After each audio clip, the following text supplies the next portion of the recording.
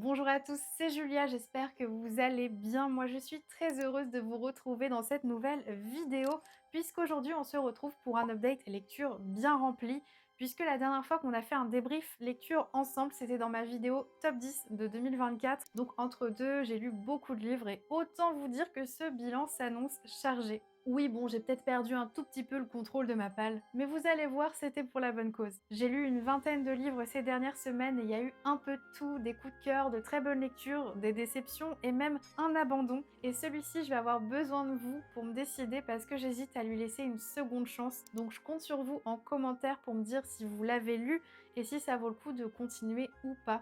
Je vous dis que j'hésite, mais bon, c'est tout ce qui suffit d'un commentaire un peu trop enthousiaste et c'est reparti. N'oubliez pas de me dire en commentaire quelles ont été vos dernières lectures et ce que vous en avez pensé. Et comme d'habitude, installez-vous confortablement, attrapez votre tasse de thé, puisqu'on y va, c'est parti.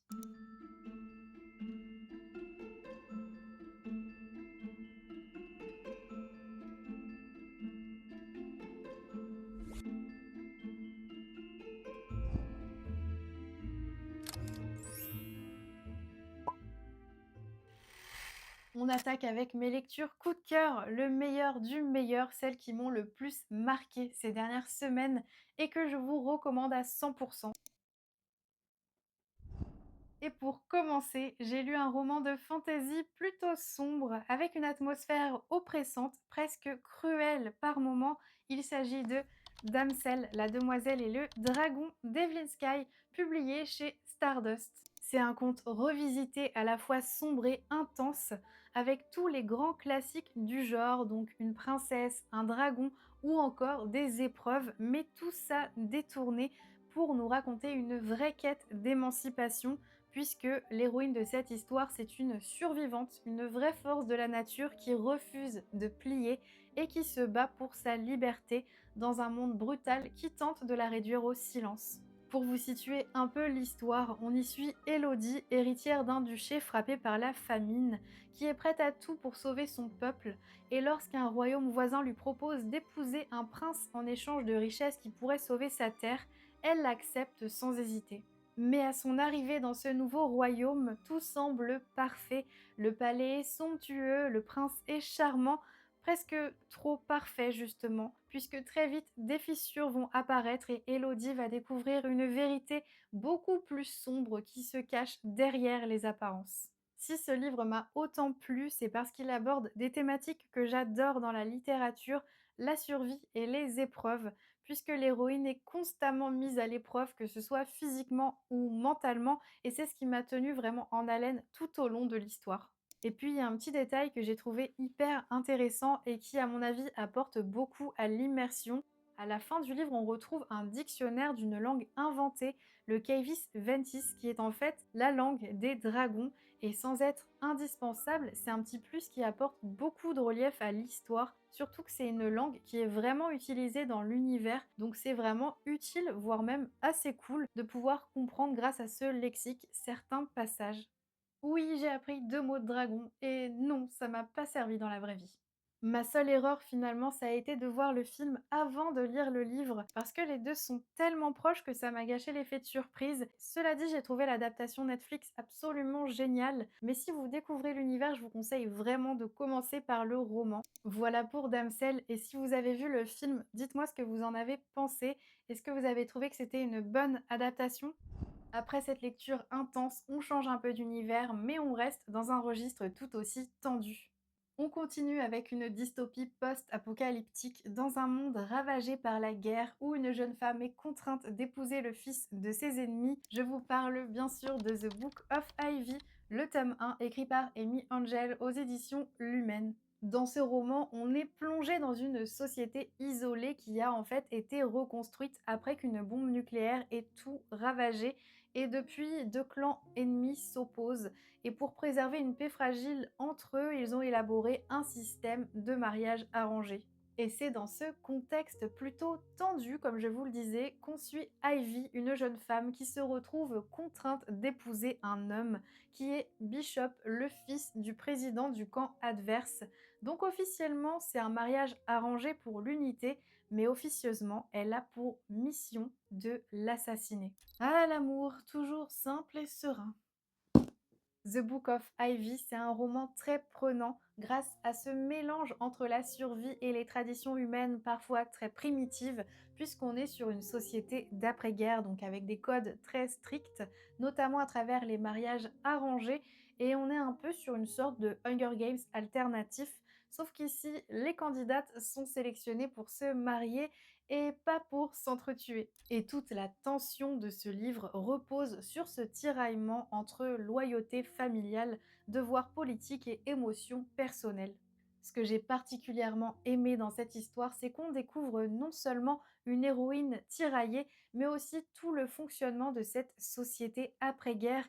Et il y a un vrai fond de réflexion sur le pouvoir, les apparences ou encore la place qu'on peut donner aux femmes dans ce genre de système plutôt précaire. Et puis la fin du tome 1, elle est tellement intense, c'est le genre de fin qui vous donne envie de vous jeter sur le tome 2. J'ai hâte de le lire, d'ailleurs il est dans ma bibliothèque et peut-être qu'il fera basculer cette duologie dans mes favorites. On enchaîne avec de la romantasy bien dosée, avec de la magie, des créatures, des complots et des tensions amoureuses tellement intenses qu'on transpire pour eux. Il s'agit du tome 3 d'Akotar, Un palais de cendres et de ruines, écrit par Sarah Dimas aux éditions La Martinière Fiction. Et peut-être que vous ne reconnaissez pas la couverture, et c'est normal. J'ai changé toutes les couvertures de la saga, puisqu'à l'origine elles sont comme ça. Et j'ai eu un énorme coup de cœur pour ces couvertures. Je les trouve hyper détaillées. Elles sont vraiment magnifiques. J'essaierai de penser à vous mettre le lien du site en description, mais elles viennent toutes du site Soul Squirrel si jamais ça vous intéresse. C'est pas du tout un partenariat, mais je suis juste très fan de son travail. Franchement, chapeau l'artiste. Pour recontextualiser un peu la saga et sans spoil bien sûr, dans le tome 1, qui est donc Un palais d'épinets de rose, on va découvrir un monde inspiré de la féerie et des contes avec une héroïne humaine qui est Feyre et qui se retrouve malgré elle entraînée dans un monde de créatures faées après avoir tué un loup pas si ordinaire. Elle va devoir s'adapter à ce nouvel univers, découvrir ses règles, ses dangers, mais aussi ses intrigues politiques et forcément il y a une romance là-dedans, mais ce n'est que le début. Puisque la saga évolue énormément à partir du tome 2 et devient de plus en plus riche, sombre et épique au fil des tomes.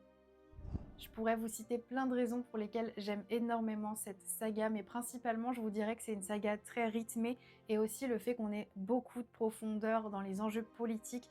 Tout ce qui gravite autour de la romance est extrêmement bien calculé. On a beaucoup d'alliances, d'enjeux entre les royaumes, de manœuvres politiques, ce qui en fait une saga riche malgré qu'on ait énormément de romance à l'intérieur.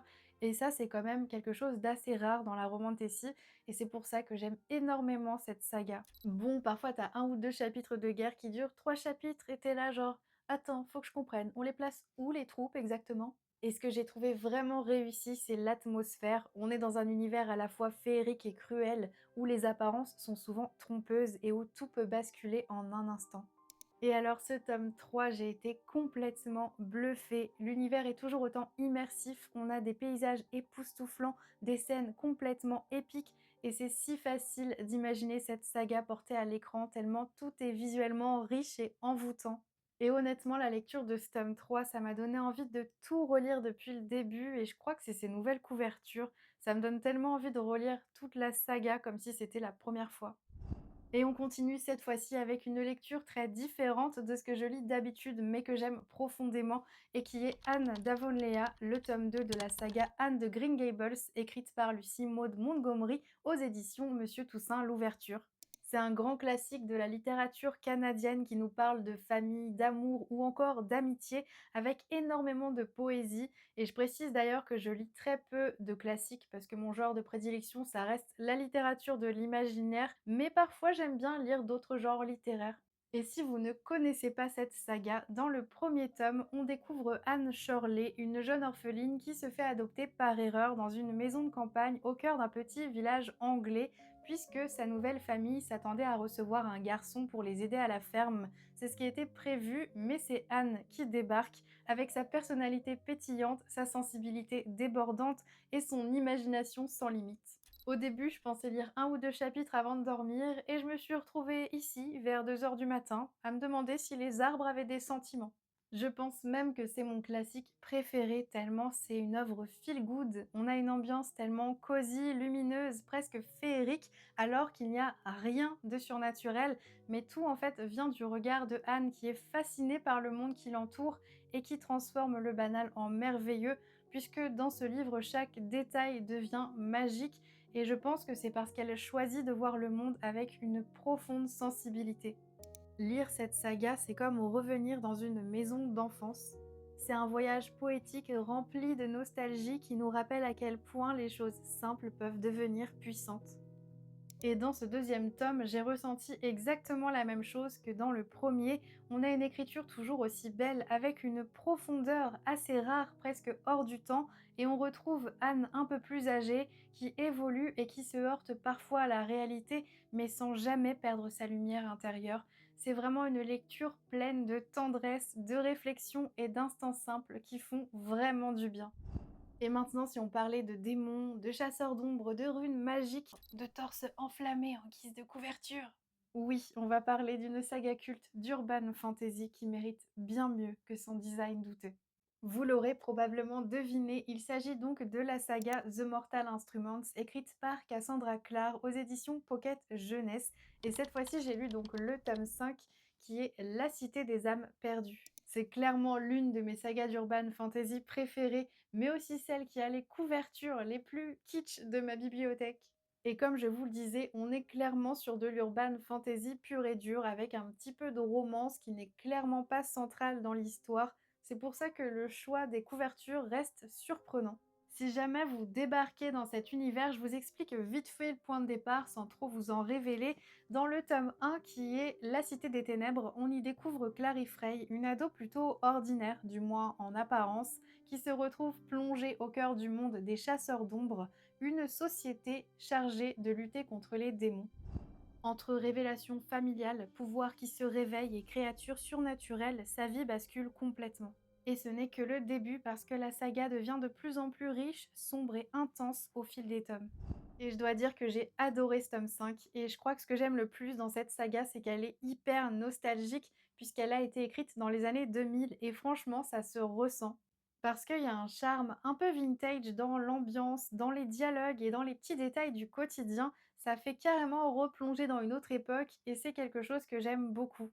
On est en plein cœur d'une ville où se cachent des créatures, des clans, des secrets et c'est là que l'urban fantasy prend tout son sens. Et il y a un côté vraiment sombre et dangereux. Et puis les personnages, je les aime énormément. Il y a une vraie unité entre eux, une force de groupe que je trouve hyper touchante. Donc voilà, c'est une saga qui a ce charme des années 2000 avec ce côté magique un peu rétro, mais aussi une vraie modernité dans les idées, dans le rythme et dans la construction de l'intrigue. Et c'est pour ça que j'aime toujours autant cette saga. Et avant d'enchaîner avec la suite, j'en profite pour vous parler rapidement de son adaptation graphique. Car oui, si vous ne le saviez pas, The Mortal Instruments a été adapté en version graphique chez Pocket Jeunesse et du coup, chaque tome est divisé en 2 volumes graphiques, donc ça fait pas mal de lectures, mais honnêtement, j'en avais vraiment besoin pour me rafraîchir la mémoire. Parce que bon, je vais pas vous mentir, entre 2 fins du monde et 3 romances paranormales, mon cerveau avait complètement disjoncté. J'ai lu les 4 premiers tomes en version papier pour me replonger dans l'histoire et j'ai continué la lecture de l'adaptation jusqu'au tome 8, mais cette fois-ci en e-book et en anglais parce que les derniers tomes ne sont malheureusement pas encore sortis en version française. Et donc ces 8 volumes graphiques, ils correspondent en fait aux 4 premiers tomes de la saga. Les dessins sont très beaux, l'ambiance est bien retranscrite et franchement c'était un super moyen de se rappeler tout ce qui s'était passé depuis le début. Et j'ai ressenti une très grande satisfaction de pouvoir visualiser tous ces personnages avec leurs expressions, leurs tenues, leurs armes et même leurs runes magiques. Ça apporte une dimension visuelle hyper intéressante. Franchement, si vous aimez les adaptations graphiques bien faites, celle-ci vaut vraiment le détour. Allez, on passe à la deuxième partie avec les très bonnes lectures, des romans que j'ai beaucoup aimés, même si c'est pas des coups de cœur, c'est clairement des livres qui en valent vraiment le détour. Et restez bien jusqu'à la fin, parce que disons que certaines lectures m'ont laissé beaucoup moins enthousiaste. Allez, on commence cette deuxième partie avec une très belle surprise. Une romantasy adulte avec une intrigue politique captivante et une touche de magie plutôt sombre. Il s'agit de La clé d'Obsidienne, écrit par Cindy Van Wilder-Zenetti aux éditions Chatterley. Et j'ai reçu le premier tome, donc Fleur Fantôme, en service de presse. Et ce que j'ai adoré, c'est qu'on comprend très vite que ce monde n'a absolument rien d'inoffensif. Dans Fleur Fantôme, on plonge dans l'empire de Paël, un royaume en crise où l'empereur organise un tournoi sans merci appelé l'Ayotel, un affrontement entre 8 jeunes femmes qui espèrent gagner une place d'impératrice, mais pour les perdantes, la fin est beaucoup plus radicale puisqu'elles sont exécutées. Une vraie petite partie de plaisir, quoi. Parmi elles, Zina, une candidate redoutable, porteuse d'une magie rare et dangereuse, et qui ne cherche absolument pas la couronne, puisqu'en réalité, elle souhaite découvrir qui a tué sa sœur, et dans cette quête de justice, elle va devoir affronter tous les secrets du palais, mais aussi le poids des dieux et un désir interdit pour le fils de l'empereur, un désir qui pourrait tout compromettre.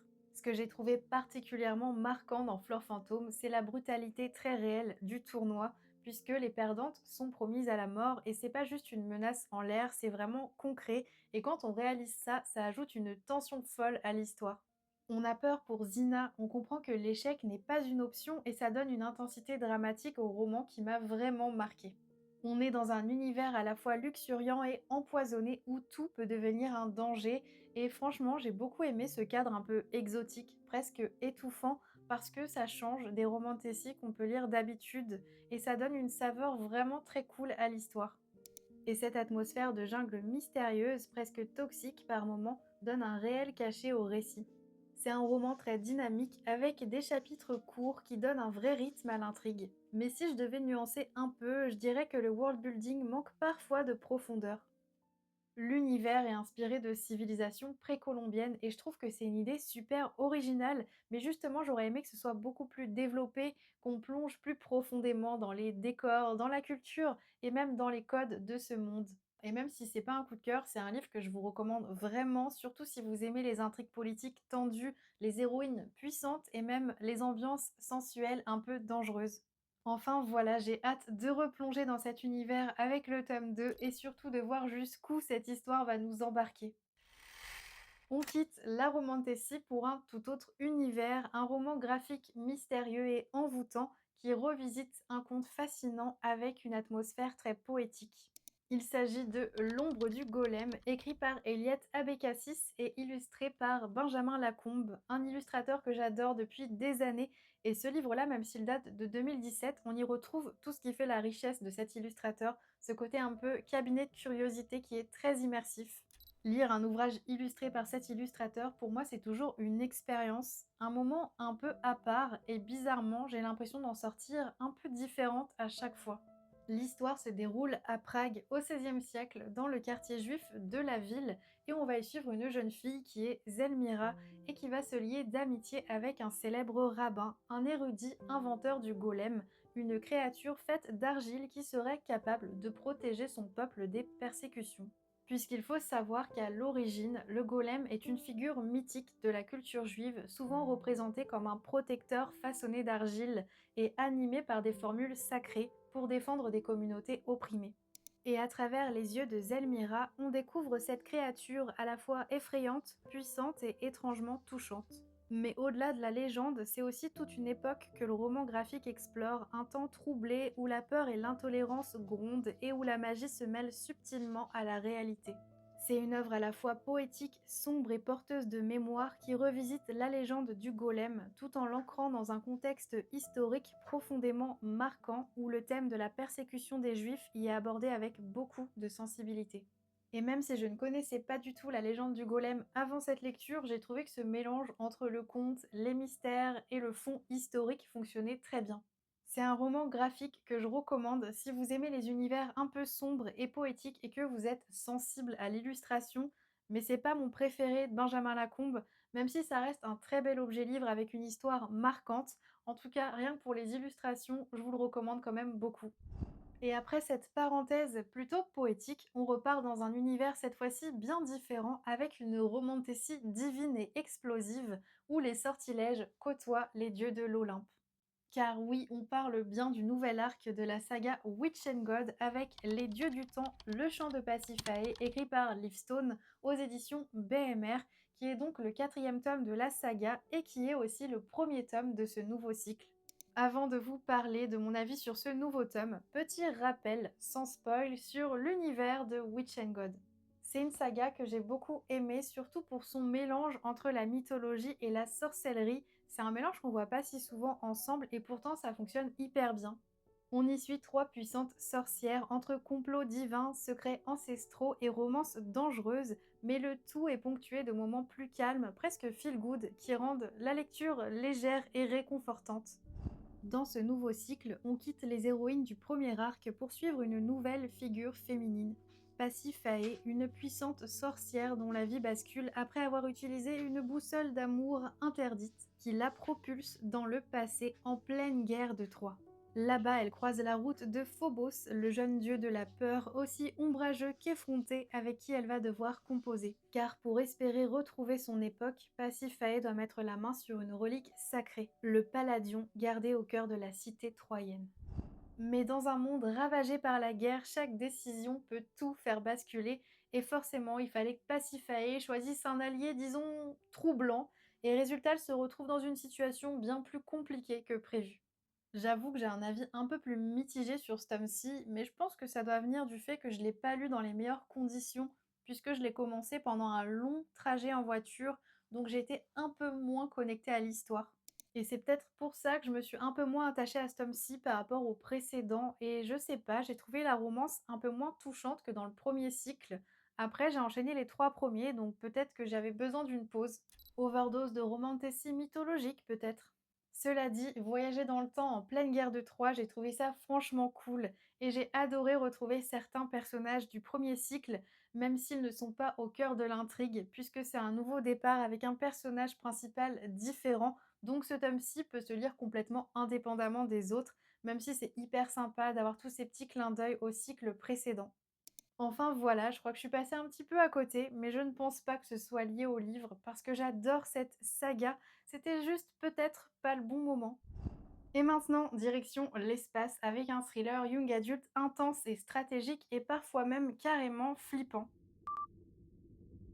Bienvenue dans le programme Genesis. 12 candidats, 6 filles, 6 garçons, avec un seul objectif, former des couples et bâtir la première colonie humaine sur Mars.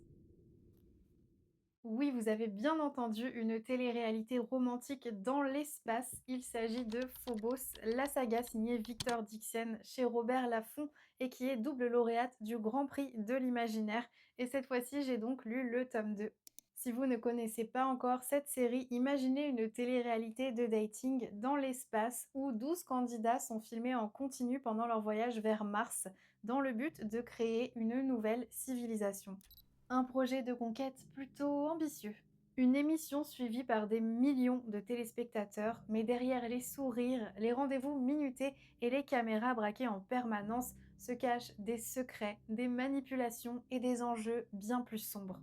Avant de vous dire ce que j'en ai vraiment pensé, je vous pose juste un peu le contexte pour ceux qui ne connaîtraient pas du tout l'univers de Phobos. Puisque dans le premier tome, on découvre, comme je vous le disais, ce programme Genesis, une émission de télé-réalité retransmise en direct sur Terre, qui envoie 12 participants vers Mars et qui vont avoir pour mission de se rencontrer via des speed dating et de former une nouvelle colonie sur Mars.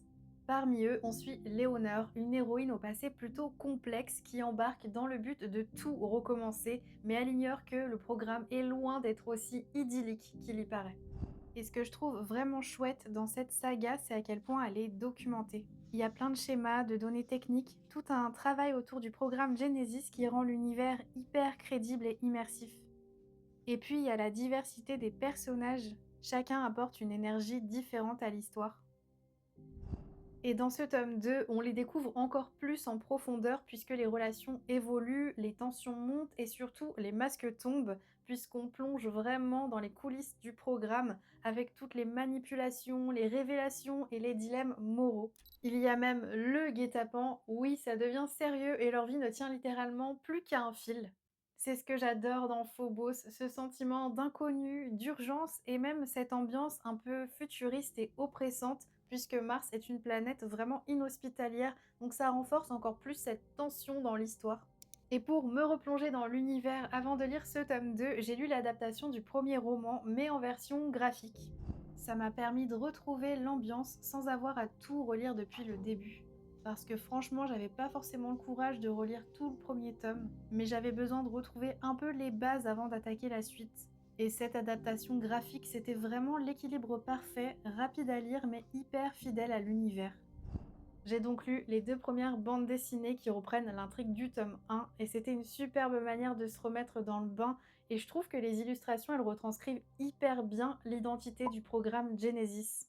Et vous, dites-moi, est-ce que vous aimez voir vos sagas préférées adaptées en bande dessinée? Et avant de passer aux lectures un peu moins glorieuses, celles qui m'ont franchement pas convaincue, on va parler d'un livre somptueux qui mélange magie et histoire et qui nous parle d'une figure féminine aussi vénérée que redoutée.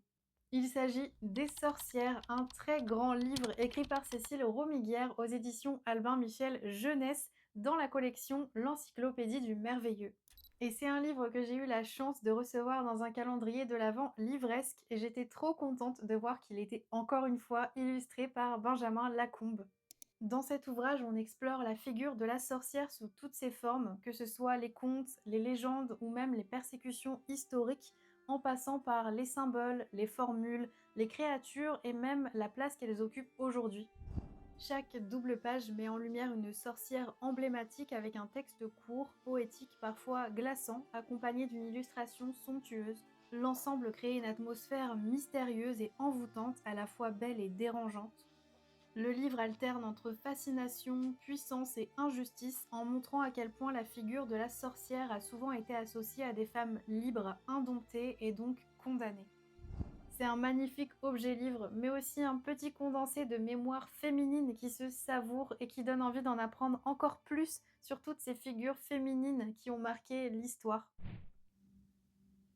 Et comme dans tout bilan, il y a aussi les lectures qui m'ont moins convaincue, voire carrément déçue. Vous savez, le genre de livre qu'on referme avec un petit mouais, pas très enthousiaste. C'est parti pour les petites et grandes déceptions de mes dernières lectures.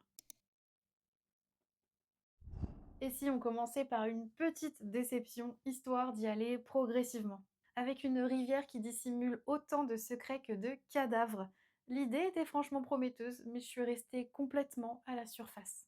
Je vous parle de Riverkeep, écrit par Martin Stewart et publié aux éditions Milan. Dans Riverkeep, on va suivre Wool, un adolescent paumé qui va hériter d'une mission pour le moins macabre, celle de Riverkeep, c'est-à-dire veiller sur un fleuve froid et dangereux, récupérer les corps qui y dérivent et les préparer pour les funérailles. Une ambiance joyeuse. Sauf que tout bascule le jour où le père de Wool se retrouve possédé par une créature venue des profondeurs. Il va partir à l'aventure pour tenter de le sauver dans un monde peuplé de monstres étranges, de superstitions et de rencontres parfois inquiétantes.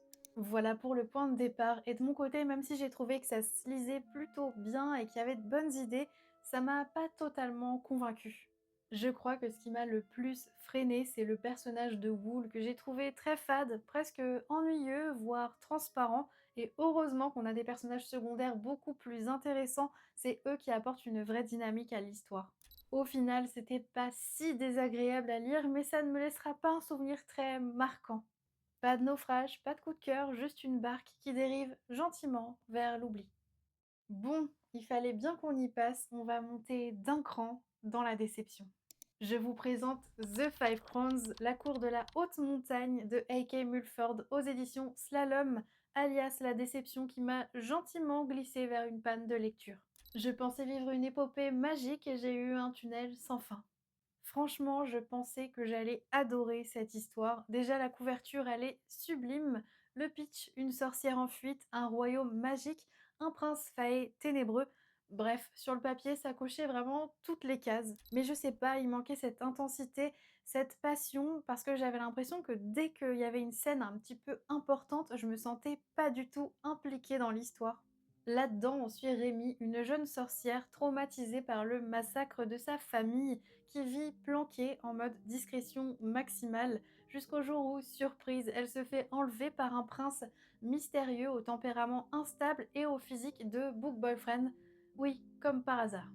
J'ai vraiment essayé, mais je me suis ennuyée du début à la fin. J'ai trouvé que tout sonnait un peu creux, comme si on avait pris tous les ingrédients classiques de la romantasy pour les mettre dans un grand saladier sans vraiment assaisonner. Tout m'a paru fade, sans relief, sans tension, et le pire c'est que je culpabilisais de pas aimer parce que j'avais l'impression que la magie, l'univers et la romance, que tout allait être incroyable. Et honnêtement, je comprends que ça puisse plaire à certains fans de romantasy parce que ça coche quand même pas mal de cases. On a une héroïne magique, une quête ou encore une romance interdite, et c'est pas si mal écrit, c'est juste que si vous êtes un amateur du genre, vous allez peut-être vous ennuyer. Donc si jamais vous avez aimé ce livre, vraiment dites-le moi, je suis hyper curieuse de savoir ce qui vous a plu. Peut-être qu'il y a quelque chose qui m'a échappé, donc dites-moi ça en commentaire. Passons maintenant aux choses sérieuses. Voici le livre que j'ai abandonné après plus de 400 pages. Oui, j'y ai cru jusqu'au bout, enfin presque. Il s'agit des 10 000 portes de January d'Alix E. Harrow aux éditions Hachette, un roman encensé par la critique, souvent présenté comme une ode à l'imaginaire, à la liberté, à la littérature. Dans les 10 000 portes de January, on suit justement, spoiler alert, January, qui a grandi dans un immense manoir sous la tutelle d'un homme influent, et on sait juste que son père parcourt le monde pour des raisons plutôt mystérieuses. Et un jour, elle tombe sur un livre qui parle de portes, et ces portes mèneraient vers d'autres mondes, et à force de lire, elle va comprendre que ces passages pourraient être bien plus qu'une simple légende. L'écriture est très jolie et le propos a quelque chose de poétique, presque contemplatif, mais justement, c'est ce côté très lent, très introspectif qui, moi, personnellement, m'a perdu en chemin. J'ai eu la sensation d'être spectatrice du début à la fin et j'ai été déçue aussi parce que la couverture et le résumé laissent penser que ça va être un peu un voyage magique, qu'on va voyager entre les mondes et c'est pas du tout ça puisque c'est un univers qui est très abstrait, très banal en fait, presque universitaire dans son approche. Donc j'ai vraiment été déçue par rapport à ça. Et du coup, forcément, quand on s'attend à un peu de magie et à voyager, ben, le temps paraît long, très long. Et pourtant, j'ai quand même persévéré. J'ai lutté 400 pages avant de lâcher et d'abandonner parce que je n'y arrivais plus, quoi. Ça me rendait triste de lire ce livre parce qu'à chaque fois, j'espérais vivre des choses un peu magiques et ça n'arrivait jamais. D'ailleurs, j'ai regardé un petit peu les avis sur internet et c'est vrai qu'il y a pas mal d'avis négatifs finalement. Il y a quand même beaucoup d'avis qui le décrivent comme étant trop lent, trop contemplatif, avec pas assez d'actions concrètes, voire pas assez d'actions du tout. Et je pense que ça vient du fait que le travail lié à la couverture et au résumé laisse vraiment penser que ça va être tout autre chose. Et c'est pour ça que j'ai besoin de vous, parce que j'ai pas eu le fin mot de cette histoire. Donc si jamais vous l'avez lu, dites-moi en commentaire, est-ce que ça vaut le coup que je le termine ou pas? Et voilà, on a fait le tour de mes dernières lectures, enfin presque. Je vous garde une petite surprise sous le coude parce que j'ai eu un énorme coup de cœur ces dernières semaines. Je vous en parle bientôt. Et je serais très curieuse de savoir si certains de ces livres sont dans votre bibliothèque ou peut-être même dans votre wishlist. Dites-nous tout ça en commentaire et aussi si vous en avez lu certains, dites-nous ce que vous en avez pensé. Et merci infiniment d'être resté jusqu'à la fin. Nous, on se retrouve très vite dans une prochaine vidéo. Je vous souhaite de merveilleuses lectures et je vous dis à bientôt!